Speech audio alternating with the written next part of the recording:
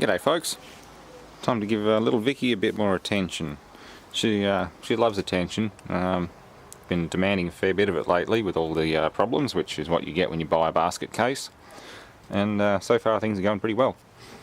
Time to pull the power steering pump out. As you can see, I've already sort of started, disconnected everything, used my vacuum recovery bottle to suck out all the fluid out of the pump, out of the lines. Definitely going to need purging through because it looks like a mixture and smells like a mixture of Dextron and Mercon. It's supposed to be all Mercon 5, but it looks like there's a mixture of everything in there, which is typical of something with a severe leak.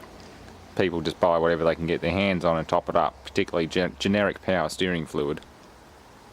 So I'm going to do all of that. I've got a seal kit, which the parts supplier said a cross-reference or comparison to what I've got. I'm going to double check that before I open it because it's about $70. It says actually for a Nissan Bluebird, but we'll find out about that when I get to it.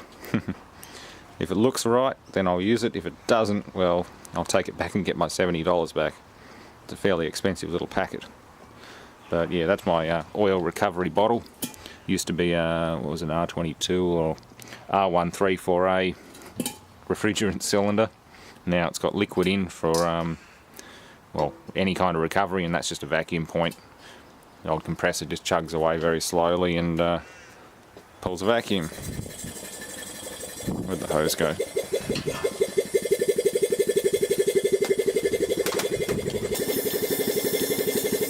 Let me just suck up any excess fluid. Same with the fittings.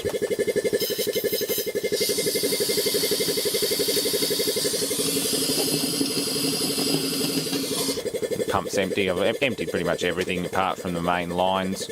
I'm going to purge everything out afterwards.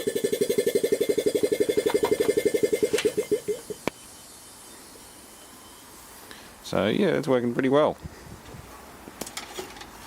Oh, it's not going to stay there, is it? It's a bit of a mess out here. And I'm going to use a standard drop-in replacement oil. I couldn't find Mercon 5 anywhere. So I'm using a standard power steering fluid for the later model Ford power steering pumps.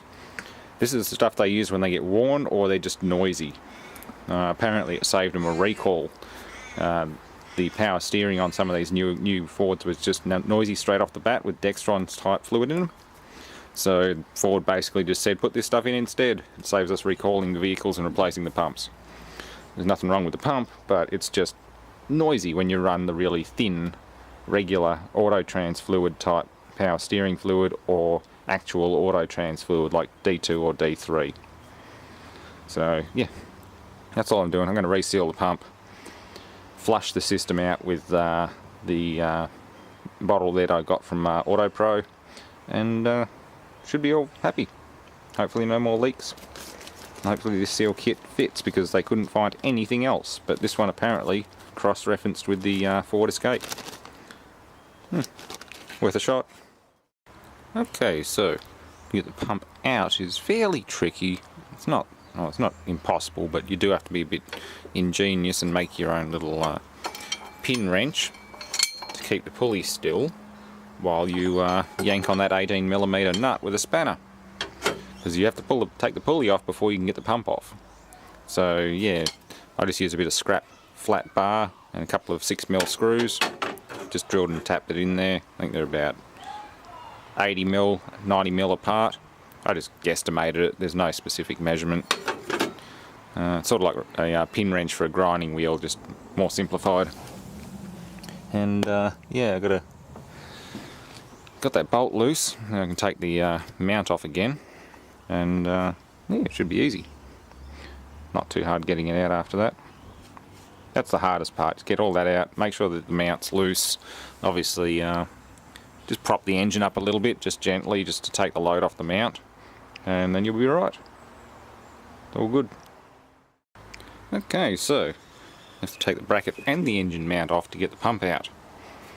After much wiggling and grunting, I couldn't get the pump past the past these hoses here or anywhere else.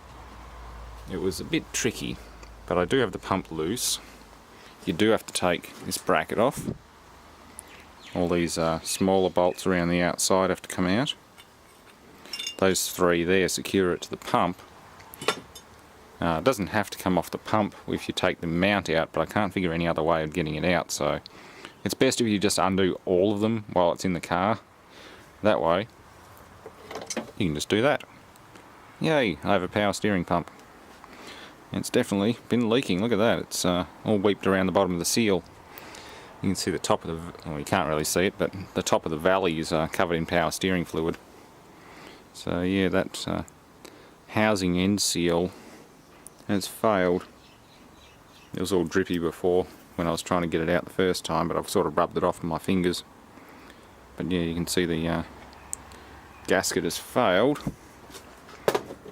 And if you look at the pattern of that compared with that, it looks like the same thing. Very good. Yeah, the bolt pattern looks the same anyway. There's a lip seal in there. It's a smaller lip seal though. Or is it? Oh no. We should... Oh no, that's a bearing. That's not lip seal, it's a bearing. I don't get the bearing with it. But the bearing on this is fine, it's just the seal. It's well, the back casing seal's failed. I'm not going to pull it all apart. I think I'll just pull the back casing off and replace that outer one and just leave it at that, because the front seal and everything's still fine. Definitely not a Saginaw pump, not a vane pump. It looks like a gear pump. Might be a vane pump, but looks more like a industrial hydraulic pump. Certainly a lot lighter than the old Saginaw pumps. Anyway, that'll do for now. I'll do a video on actually rebuilding the pump. I might clean in the front of the valley and the timing cover while I'm at it. Re-torque the timing cover fasteners.